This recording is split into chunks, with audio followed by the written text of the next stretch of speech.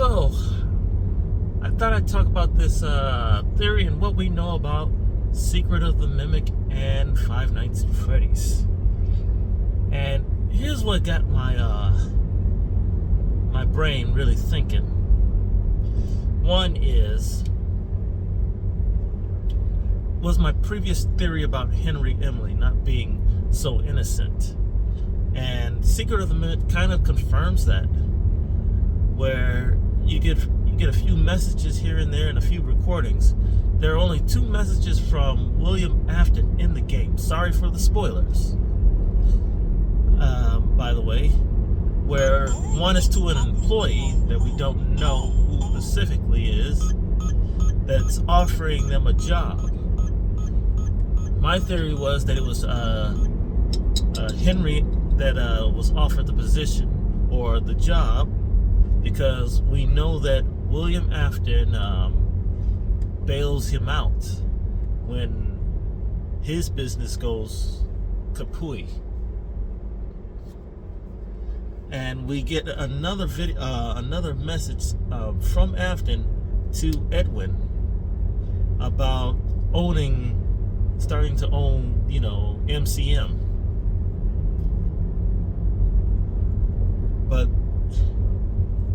And a few recordings that complain about how Edwin calls Henry Hen on a buddy level. Now, usually when people give short, what's the word I'm looking for? Short names for longer names, it's usually for one of 2 reasons. One, they can't pronounce the name correctly, so they use the shorter version of it. Like,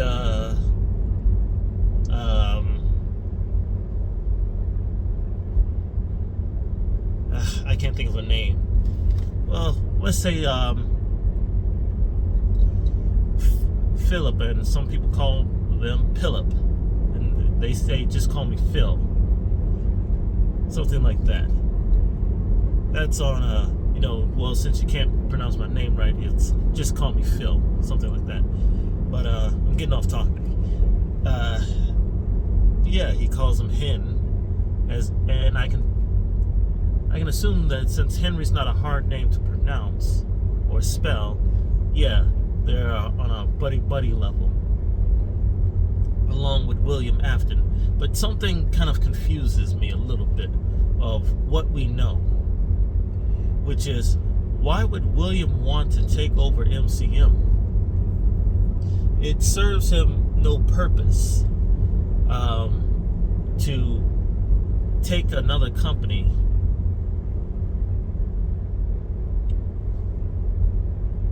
through evil means, or maybe it could be how Henry's business came falling down, and they chose to become partners.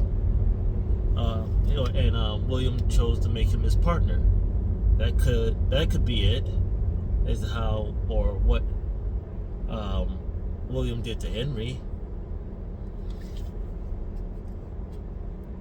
And he was planning on doing the same thing to Edwin about it. But like I'm saying, it just doesn't suit the what we already know, which is William Afton was more of a family man that owned Freddy Fazbear's Pizzeria, and that his main goal was putting smiles on family faces until tragedy struck him. Now, during this time of tragedy that struck him, we know these things. One, he sat in an empty room, and in my theory, he wasn't sitting alone in that empty room. The one thing that was with him was his son's plush bear that was filled with his son's agony, which probably brought it to life, whispered sweet words of how to put them back together and whatnot.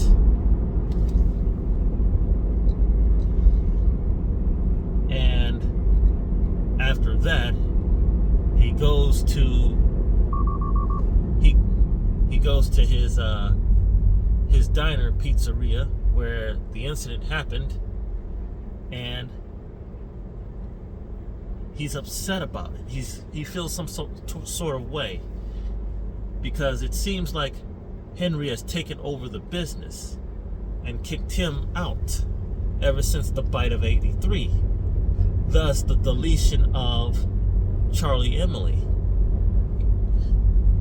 And we can get an idea of this when he goes to a branch of its business called Junior's, where there's someone out there waiting for him and saying something like, you know, you can't be here. Don't make this harder than it already is.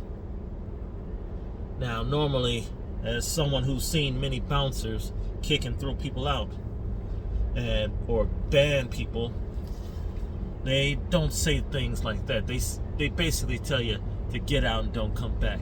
Or, hey, you know you're not supposed to be here. Get lost. But the guy says, you're not supposed to be here. You know you're not supposed to be here. Don't make this harder than it already has to be.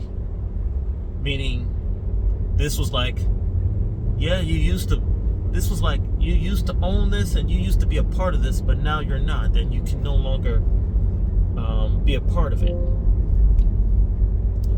That's what I'm getting at from that line. Because bouncers at bars are not nice to you about you not being able to come back.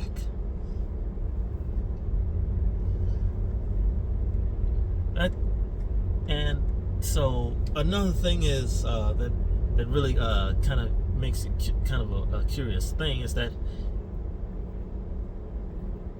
Henry comes back only as a security guard in disguise, as a day guard, tampering with animatronics, killing kids after his first victim in order to create experiments of putting them inside suits, and basically a way of bringing back his family as one. So that's where I say that this doesn't seem like this is fully William Afton's. Maybe they're just trying to make him truly the villain all in all, as someone who didn't pay attention to his family. Because if that's the case, that William Afton was just some rich, greedy corporate business owner, what was the point of trying to put his son back together when it should have been him focusing on taking back what was lost, or getting back what was taken from him? That's why I don't think, this is up with William's motivation. Another thing that I want to go back to with Henry is that my theory is that Henry, after losing his own company and working for MCM, William approached him, bailed him out, and hired him aboard as a partner. And then later on, in another time, in the future,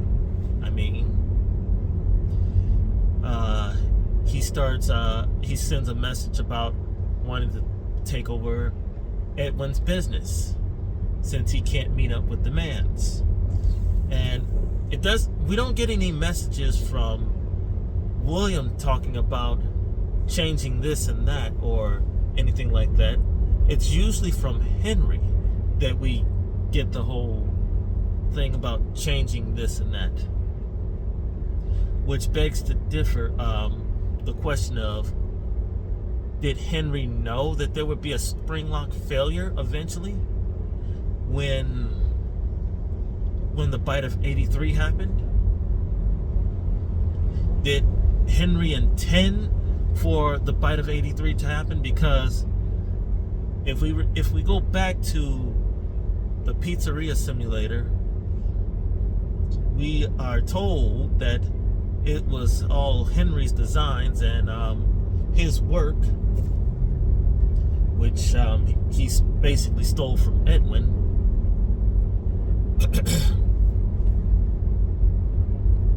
And he marketed it as his own towards William, I guess, because MCM was all about the costumes and the looks of the animatronics, not the robotics, to my knowledge, or to my understanding at first,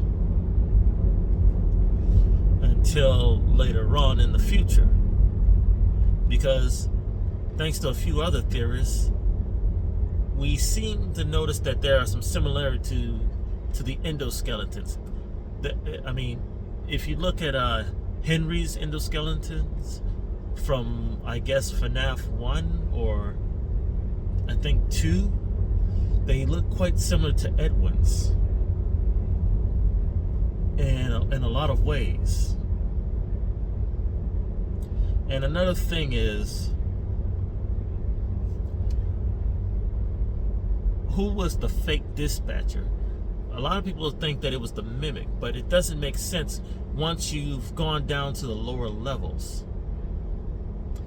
There are certain voice lines that are being said that make you think it's not the Mimic. Like, I can't protect you from him anymore. And he doesn't see you like I see, like I can see you.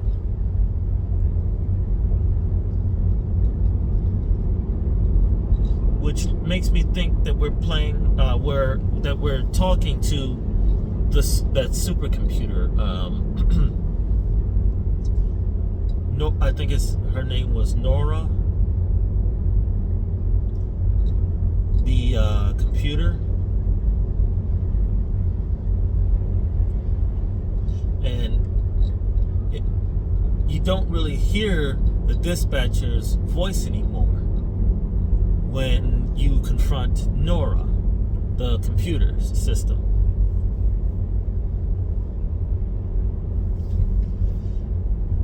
Which is why I think or theorize that it's not the Mimic that you've been talking to, it's Nora.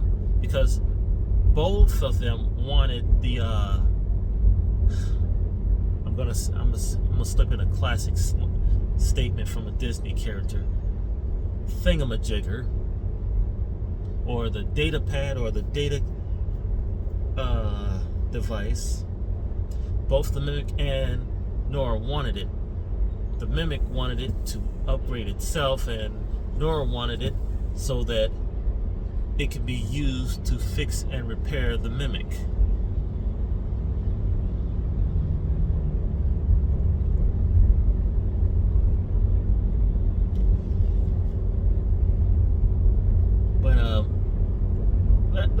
That's why I think it's Nora.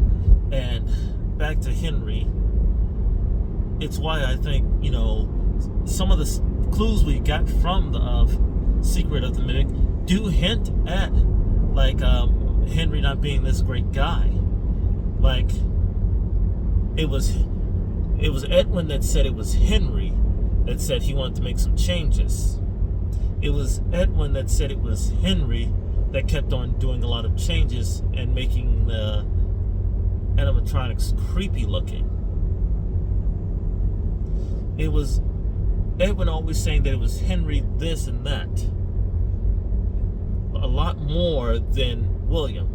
He mentioned Henry more than he mentioned William, is what I'm basically trying to say.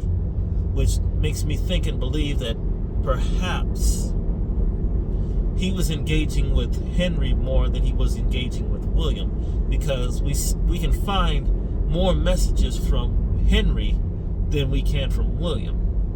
And that's why I'm thinking Henry is not the victim or some sort of innocent person. He is probably the one who started this all, from the bite of 83 to all the way up to the pizzeria simulator. While he claims there was a way out, but he never offered it or told the main character where it was, or give the main character a choice of taking the way out. Nor did the main character know about this whole plan, which was to burn it all down, to my knowledge.